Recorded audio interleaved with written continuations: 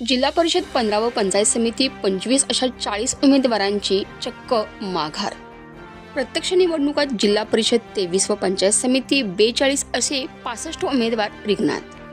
पाटण दिनांक 27 पाटण तालुक्यात होत असलेल्या 7 जिल्हा परिषद व 14 पंचायत समिती मतदारसंघासाठी मंगळवारी उमेदवारी अर्ज माघार घेण्याच्या अंतिम दिवशी जिल्हा परिषदेच्या 15 व पंचायत समितीच्या 25 अशा एकूण 40 उमेदवारांनी माघार घेतली आहे। या निवडणुकीसाठी एकूण 73 उमेदवारांनी माघार घेतली आहे, तर आता प्रत्यक्ष निवडणूक रिंगणात जिल्हा परिषदेसाठी 23 तर पंचायत समितीसाठी 42 असे एकूण 65 उमेदवार रिंगणात असल्याची माहिती निवडणूक निर्णय अधिकारी तथा उपविभागीय अधिकारी सोपान टोंपे व सहाय्यक निवडणूक निर्णय अधिकारी तथा तहसीलदार अनंत उरव यांनी दिली।